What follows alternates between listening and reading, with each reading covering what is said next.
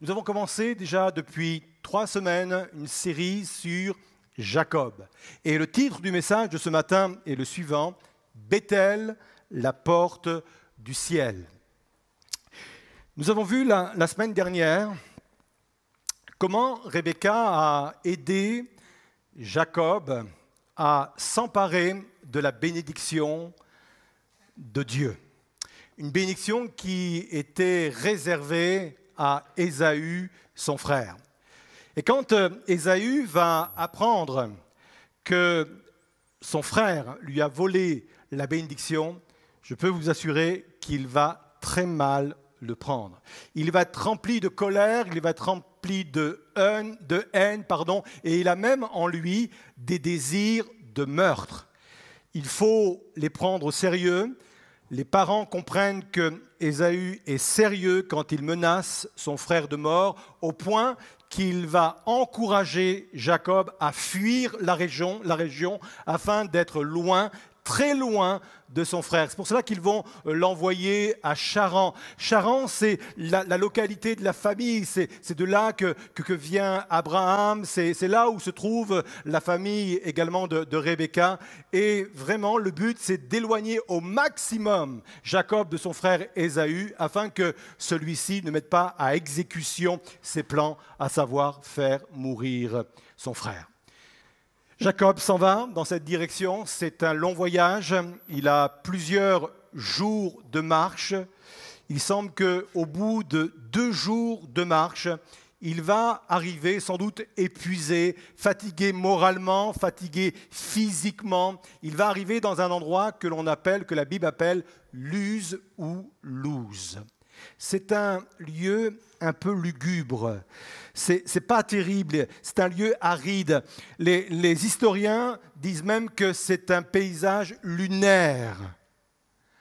Jacob va y passer la nuit, il choisit une pierre pour en faire son chevet, pour en faire son oreiller, et là, il va faire l'un des rêves les plus célèbres de l'histoire. Ça se trouve dans Genèse 28, verset 12. Il voit dans un rêve un espèce d'escalier. Et on va revenir sur cette expression escalier après, qui repose sur terre et qui touche le ciel. Et il voit des anges monter et descendre tout au long de cet escalier. Et tout en haut de l'escalier, il y a Dieu.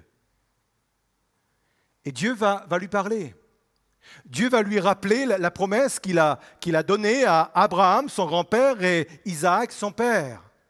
Il va lui dire, « Je suis l'Éternel, le Dieu d'Abraham, ton ancêtre, et le Dieu d'Isaac. Cette terre sur laquelle tu reposes, je te la donnerai à toi et à ta descendance. Elle sera aussi nombreuse que la poussière de la terre. Elle étendra son territoire dans toutes les directions, vers l'ouest et l'est, vers le nord et le sud. Par toi et par elle, toutes les familles de la terre seront bénies. Et voici, je suis moi-même avec toi, je te garderai partout où tu iras, et je te ferai revenir dans cette région. Je ne t'abandonnerai pas, mais j'accomplirai ce que je t'ai promis. » Et là, quand Jacob fait ce rêve, plus exactement ce songe, un songe, c'est Dieu qui parle au travers de nos rêves, quand il se réveille, il dit ceci, « Dieu était là et moi je ne le savais pas. » Il va même dire, ce lieu est redoutable. Et il va même changer le nom de ce lieu qui s'appelait Luz, il va l'appeler Bethel, et Bethel veut dire maison de Dieu. Et cet endroit, cette expérience qu'il vient de faire est un endroit déterminant, une expérience capitale pour sa vie. Il était important que Jacob arrive là, vive ce qu'il a vécu à ce moment-là pour pouvoir poursuivre son chemin.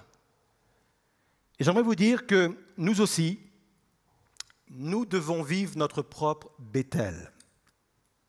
C'est une étape importante, c'est une expérience importante parce que ce sont des expériences qui nous permettent de vivre le ciel ouvert, Bethel, c'est la porte du ciel, c'est l'endroit où le ciel s'ouvre. Et dans nos vies, dans nos expériences, dans nos situations, il faut que nous-mêmes, nous vivions nos Bethel, des endroits où le ciel s'ouvre littéralement sur nos vies.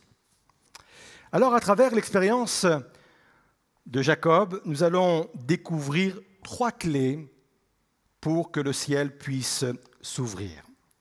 Tout d'abord, nous allons voir que Bethel, c'est le commencement d'une relation nouvelle et personnelle avec Dieu. C'est la première fois que Jacob rencontre Dieu. Dieu ne lui avait jamais parlé directement ou personnellement. Dieu avait déjà parlé à Abraham, son grand-père, il avait déjà parlé à Isaac, son père, mais jamais Dieu ne s'était adressé littéralement ou directement à Jacob. Jusqu'à présent, on peut dire que Jacob avait une foi empruntée à son grand-père, empruntée à son père. Il connaissait les promesses que ses ancêtres avaient reçues et ces promesses, il y croyait. Il avait foi en un Dieu qui était au-dessus de tout et un Dieu qui avait promis de bénir sa famille, qu'eux-mêmes seraient une chaîne de bénédiction pour les autres générations. Ça, il y croyait, mais à chaque fois, il vivait cette relation au travers des promesses de ses ancêtres et de la foi de ses ancêtres. Mais pour entrer pleinement dans sa vocation, c'est-à-dire ce à quoi il était appelé, il avait besoin non seulement de faire une rencontre personnelle avec Dieu, mais il avait besoin lui aussi de s'approprier, j'allais dire d'incarner littéralement les promesses de Dieu. Et ça m'amène à une réflexion générale. On vit très souvent notre foi par procuration. Je m'explique. Il nous est arrivé parfois de lire des biographies de grands hommes de Dieu ou des femmes de Dieu, et on est impressionné, on est touché. Il nous arrive d'entendre parfois même des témoignages ou de lire des textes bibliques, et on ne doute pas de la véracité de tout cela. Et même en les écoutant, en les lisant, ça nous fait tellement de bien. On a foi dans ce Dieu-là, mais très souvent, c'est quelque chose qui reste extérieur à nous-mêmes. Un peu comme Jacob le vivait jusqu'au moment où il a vécu Bethel. Je me souviens quand j'étais jeune pasteur, une trentaine d'années, j'étais interpellé par l'état de nos églises en France. Et surtout par rapport à leur croissance, leur développement. Je regardais autour de moi et je voyais à peu près que toutes les églises en France, majoritairement, c'était des églises de 80, 100 personnes. Et quand on atteignait 500 personnes, c'était pour nous des méga-churches, des méga-églises. Et je me disais en moi-même, je ne pense pas que c'est ce que Dieu veut pour la France. Et je suis tombé sur un livre d'un pasteur, d'un auteur qui s'appelle Jim Cymbala. Et j'ai dévoré son livre, il s'appelait Un souffle nouveau. Et il racontait dans ce livre comment il est arrivé à Brooklyn, dans une église où il y avait 20 personnes, et comment au bout de quelques années, cette église était composée de 6000 personnes. Et quand je lisais cela, mais qu'est-ce que ça me faisait du bien, ça venait me nourrir, ça venait m'interpeller, jusqu'au moment où je me suis dit, je ne veux pas vivre ma foi par procuration. Je crois sincèrement, je crois honnêtement ce qu'a vécu cet homme, et c'est formidable. Oui, c'est le Dieu que je sers, c'est le Dieu que je connais. Mais les promesses que cet homme a reçues pour Brooklyn, je crois que ces promesses, elles sont accessibles à tous. Et je suis rentré dans un schéma de dire, moi aussi, je ne l'ai pas dit comme cela, mais ça voulait dire cela. Moi aussi, je veux mon Bethel. Moi aussi, je veux m'approprier les promesses de Dieu. Et j'ai commencé vraiment à me placer devant Dieu. J'ai commencé à méditer la parole de Dieu sur ce que Dieu attendait de la croissance d'une Église. Et petit à petit, je me suis nourri. Encore une fois, j'ai commencé à vouloir incarner ces promesses. Ça a changé ma mentalité, ça a changé ma façon de voir l'Église, de me projeter dans l'Église. Ça a changé ma façon de diriger l'Église. Ça a même changé ma façon de prêcher.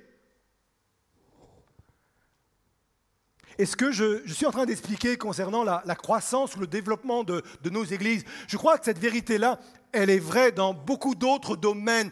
Il est important pour nous de ne plus vivre notre foi par procuration, mais de s'approprier les promesses de Dieu, de les faire nôtres, de les incarner littéralement pour les vivre. Et quand on est dans ce mode-là, c'est Bethel, c'est la porte du ciel, c'est le ciel qui s'ouvre au-dessus de nos vies, c'est le ciel qui s'ouvre au-dessus de nos têtes. Avant Jacob, Abraham, son grand-père, a eu besoin aussi de vivre la même chose. Quand Dieu va lui demander de quitter son pays, littéralement, il va lui dire « Va sur ton propre chemin », littéralement, « Va sur ton propre chemin ». Le contexte nous apprend qu'Abraham vivait son existence sous l'influence de son père, Térak. En fin de compte, Dieu est en train de lui dire « Arrête de vivre sous l'influence de ton père et deviens toi-même ». Certes, son père n'était pas croyant en Dieu, le Créateur, mais influencé par les expériences de son père, les expériences de vie de son père. Et on est dans le même schéma. Dieu est en train de dire à Abraham, si tu veux que le ciel s'ouvre sur ta vie, va par ton propre chemin, deviens toi-même. Et c'est pour cela que Dieu va lui donner des promesses qu'il va pouvoir lui aussi incarner. Être soi-même, c'est sans doute l'un des conseils les plus souvent entendus. Mais qu'est-ce que ça veut dire vraiment, être soi-même ?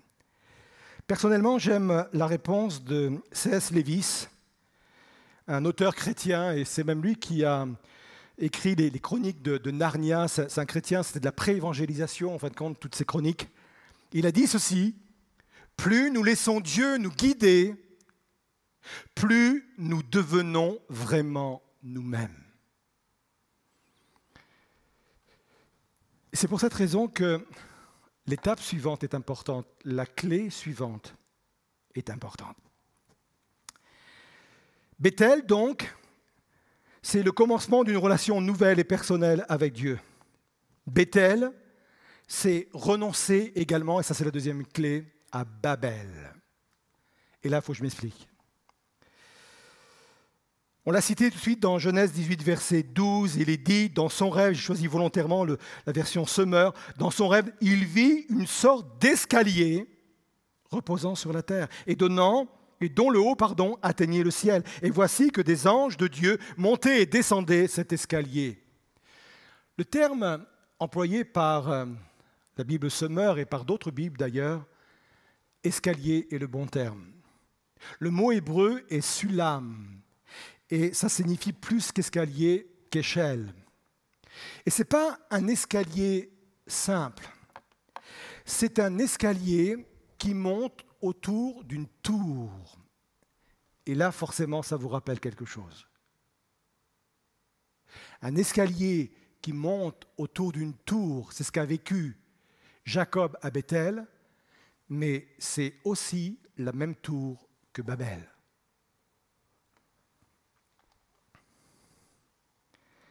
Bethel, c'est le lieu où le ciel s'ouvre. Babel, c'est le lieu où le ciel se ferme.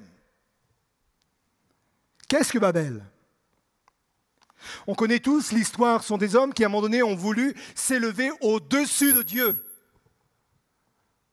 dans le but de se faire un nom. Et là, c'est intéressant. Ils ont voulu se faire un nom parce qu'ils n'ont pas voulu être nommés par Dieu. Il y a un principe créationnel Dieu nomme tout ce qu'il crée. Par exemple, il va appeler la lumière jour. Il nomme la lumière jour. Il nomme les ténèbres nuit. Il nomme le sec terre. Il nomme la masse d'eau mer. C'est un principe créationnel. Ce principe, on le retrouve dans le premier commandement. Et le premier commandement se trouve dans Genèse 1, verset 26, où il est dit ceci, qu'il domine sur les poissons. Il parle aux hommes, il parle à Adam et Ève. Qu'il domine sur les poissons de la mer, sur les oiseaux du ciel, sur les bestiaux, sur toute la terre, sur tous les reptiles, sur tous les insectes. Et pour rendre cette autorité effective, il demande à l'homme de les nommer. Les gens de Babel refusent d'être nommés. Parce que être nommé par Dieu consiste à se mettre sous l'autorité, se mettre en soumission à Dieu, et ça va beaucoup plus loin que cela, c'est accepter que Dieu se sente responsable de moi. C'est cela la notion de nommer quelqu'un. Et les hommes de Babel ont dit non, nous ne voulons pas qu'il nous nomme, on ne veut pas être sous son autorité, on ne veut pas se soumettre à Dieu, on ne veut pas qu'il se sente concerné, responsable de nous. Alors on va se nommer nous-mêmes.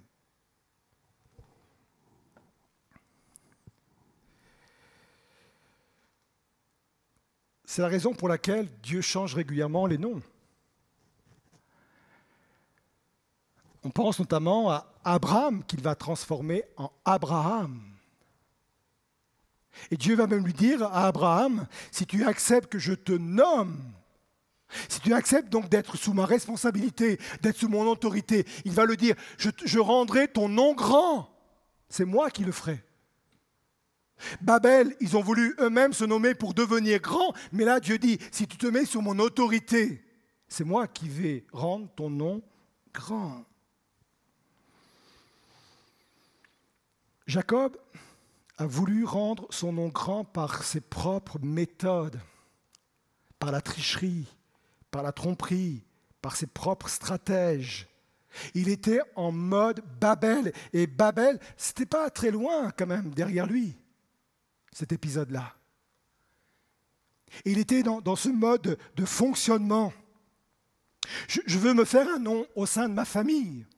Je veux me faire un nom au sein de mon pays. Je veux me faire un nom au sein de ma génération, au travers de mes méthodes, ma façon de faire. C'est pour ça que Dieu le conduit à Béthel. Et Béthel, ça n'a rien à voir avec Babel. Béthel, on l'a vu un instant dans notre lecture, c'est Dieu qui est tout en haut de l'échelle. Et l'homme, lui, il est couché à terre, sur une pierre. Et Dieu lui dit, si tu acceptes de te soumettre à ma volonté, si tu acceptes de te soumettre à mes méthodes, j'exercerai ma responsabilité sur toi. Et tu vois, d'ailleurs, il y a des anges qui montent et qui descendent. Et ce sont des anges qui sont à mes ordres. Et je peux les utiliser en ta faveur pour te bénir. Et je rendrai ton nom grand si tu acceptes de te soumettre à moi. Si tu changes de mode Babel en mode Béthel.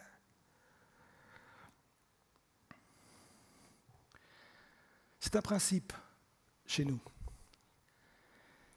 Béthel, c'est le lieu où je me soumets à Dieu. Et quand je me soumets à Dieu, le ciel s'ouvre. Il y a un exemple dans le Nouveau Testament, c'est celui de Jean-Baptiste. Jésus vient au-devant de Jean-Baptiste pour se faire baptiser et Jean-Baptiste résiste. Jean-Baptiste ne veut pas obéir, Jean-Baptiste ne veut pas faire. Et Jésus va dire ceci, laisse faire maintenant. Écoutez bien ce qui se passe, comprenez l'enchaînement.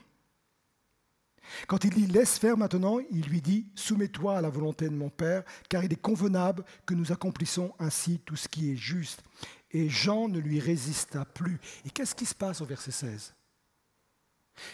il est en mode Béthel. Il se soumet à la volonté du Père. Il fait comme le Père le demande. Qu'est-ce qui se passe? Verset 16. Et voici les cieux s'ouvrirent. Et il vit l'Esprit de Dieu descendre comme une colombe et venir sur lui. Ça, c'est important.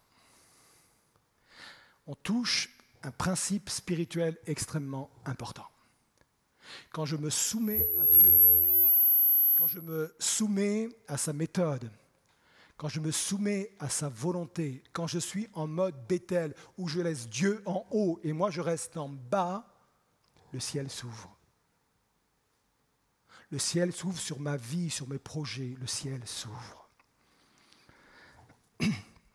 Et enfin, troisième clé, Béthel, c'est aussi la grâce préventive de Dieu. C'est-à-dire la grâce qui me précède. Dieu avait déjà précédé Jacob dans ce lieu. Il avait même préparé le décor. C'était lugubre, c'était hostile, c'était lunaire, on en a déjà parlé, mais c'était l'endroit choisi volontairement par Dieu. Il avait préparé cet endroit parce qu'il avait un message particulier à lui donner. Dieu ne voulait pas mettre les nappes, il ne voulait pas qu'il y ait du violon, il voulait justement ce lieu-là pour le type de message qu'il avait à lui communiquer. Je reviens à C.S. Lewis qui a dit ceci: Dieu nous chuchote dans notre plaisir et nous crie dans notre douleur. Il ajoute ceci: la douleur est le mégaphone de Dieu pour réveiller un monde endormi. Il a anticipé. C'est la grâce préventive. Il anticipe les choses. Il avait anticipé cet endroit et il a même forcé Jacob à s'arrêter à cet endroit. On lit dans la Bible que quand il a atteint ce lieu, littéralement quand il s'est heurté à ce lieu, ça veut dire qu'il ne pouvait pas aller plus loin. Sans doute parce qu'il était accablé de sommeil, sans doute parce que la nuit était tellement profonde qu'il ne pouvait plus s'orienter. Mais peu importe, c'était une façon que Dieu avait choisie pour qu'il se heurte à ce lieu, parce que Dieu avait préparé cet endroit pour qu'il vive quelque chose. C'est la grâce préventive. Dieu va lui dire, au verset 15, « Et voici, je suis moi-même avec toi, et je te garderai partout où tu iras, et je te ferai revenir dans cette région. Je ne t'abandonnerai pas, mais j'accomplirai ce que j'ai promis. » Et l'idée qu'il y a derrière ce verset, c'est celle qui est exprimée derrière une autre promesse que nous trouvons dans Ésaïe 45, verset 2, où il dit ceci: « Je marcherai moi-même devant toi, j'aplanirai les pentes, je briserai les bâtons de bronze et je casserai les verrous de fer. » Et ça, c'est quelque chose pour nous. Si la grâce préventive était pour Jacob, et Dieu avait préparé cet endroit et lui promettait que maintenant, il allait préparer chaque événement important de sa vie, qu'il marcherait devant lui, cette vérité, cette promesse est également vraie pour nous. Dans toutes les situations de la vie, Dieu est déjà à l'œuvre avant d'y arriver. Il n'est pas seulement avec moi maintenant, mais il est déjà loin devant moi. Il travaille pour trouver des solutions aux choses que je vais affronter demain. Pour le dire autrement, je suis aujourd'hui dimanche et Dieu est avec moi aujourd'hui dimanche, mais il est déjà arrivé à mercredi. Et il prépare ce mercredi. Êtes-vous inquiet pour la semaine prochaine? Une réunion importante, un rendez-vous important, une décision importante. Oubliez, Dieu est déjà la semaine prochaine. Vous vous inquiétez pour l'année prochaine par rapport à vos études, par rapport à votre santé, par rapport à votre travail, par rapport à votre famille. Oubliez, même si Dieu est déjà avec moi aujourd'hui, il est déjà à l'année prochaine. Ça s'appelle la grâce préventive. Dieu nous précède, nous ouvre la voie, organise les détails de la vie, nous ouvre le ciel dans l'avenir. S'il est capable d'ouvrir le ciel dès maintenant, il est capable de l'ouvrir également dans notre avenir. Dieu a ouvert à plusieurs reprises le ciel sur la vie de Jacob, parce qu'il avait préparé ses rendez-vous, il avait préparé ses instants. Le ciel s'est ouvert quand il a rencontré Ésaü pour la réconciliation, on en parlera sans doute la prochaine fois, mais ce temps-là, il l'avait préparé déjà à l'avance, au moment où Dieu était à Béthel avec lui. Déjà, il était dans cette rencontre où il devait se réconcilier avec son frère. C'est la grâce préventive. Ça me fait du bien de l'entendre. Ça fait du bien de le comprendre. Ça fait du bien de le recevoir. Alors voilà ce que nous enseigne Béthel.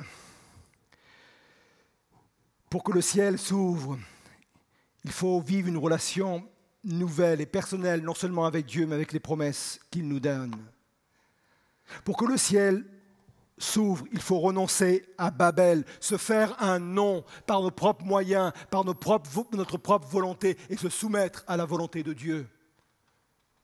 Pour que le ciel s'ouvre, il faut avoir confiance dans la grâce préventive de Dieu qui marche devant nous et qui aplanit chaque situation. Je vais conclure. Quand Jacob s'est endormi, dans ce lieu de Luz qui est devenu Béthel, il s'est endormi d'un sommeil inquiet. Parce qu'il venait de quitter la maison, il n'avait connu que la maison. C'était une maison assez confortable, même si c'était sous des tentes. La vie était confortable, avec maman, papa, même si c'était un peu compliqué avec le frère. Il est obligé de fuir. D'un jour à l'autre, il est obligé de fuir. Il se retrouve seul dans un pays qu'il ne connaît pas. En plus, un pays hostile, lugubre. Il fait noir, profondément noir. La lune n'est même pas là pour présider à cette nuit.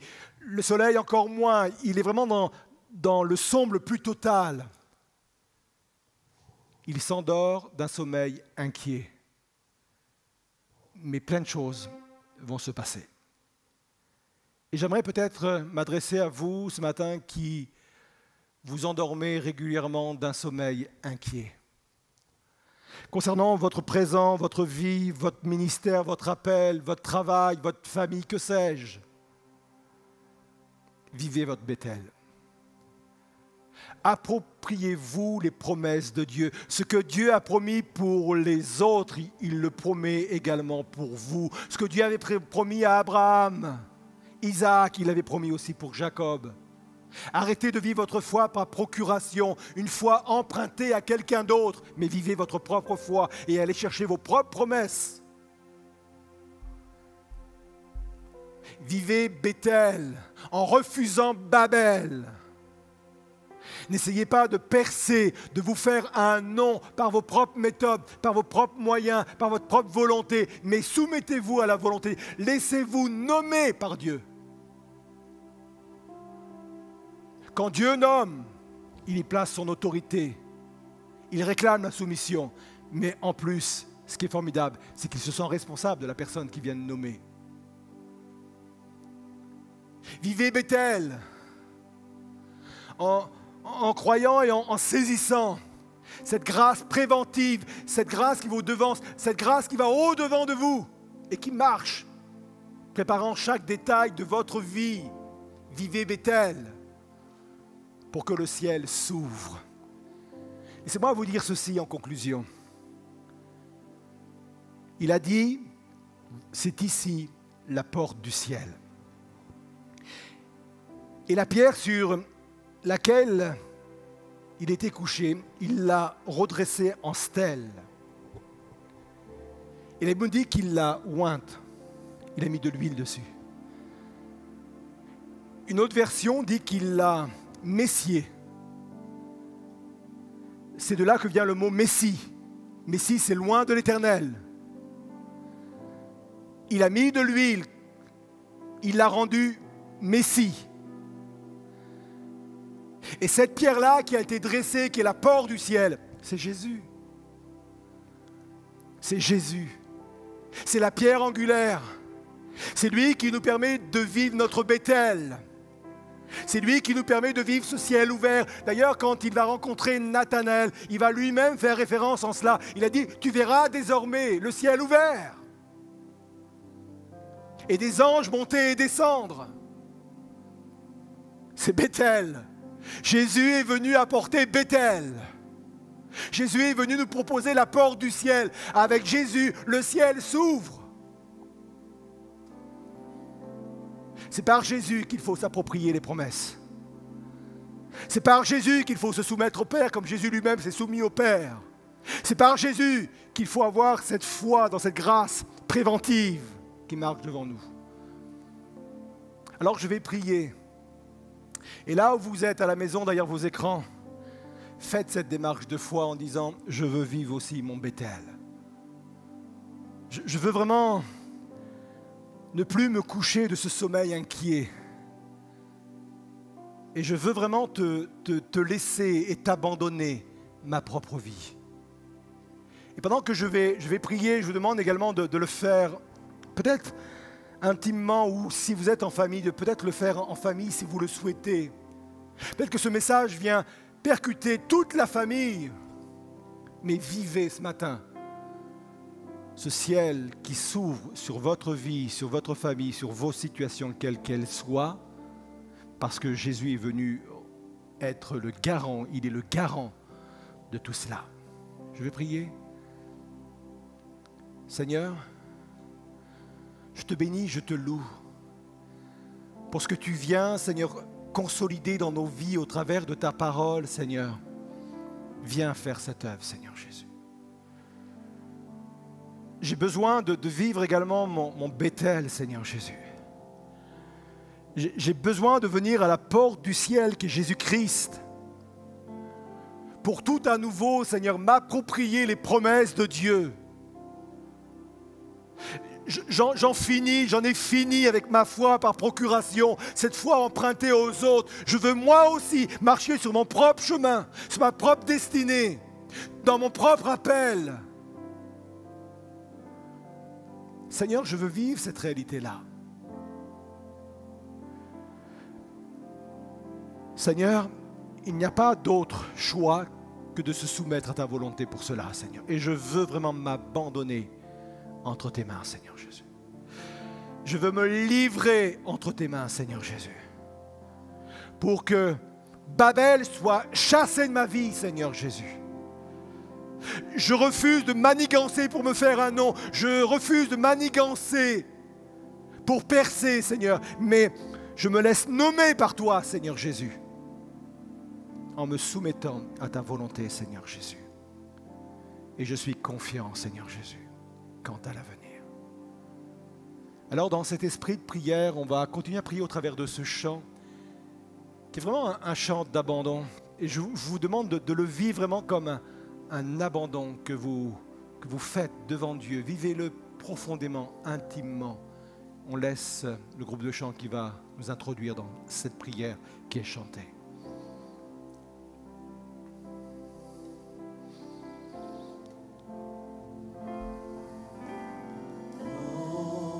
Entre tes mains, j'abandonne tout ce que j'appelle le mien. Ne permets à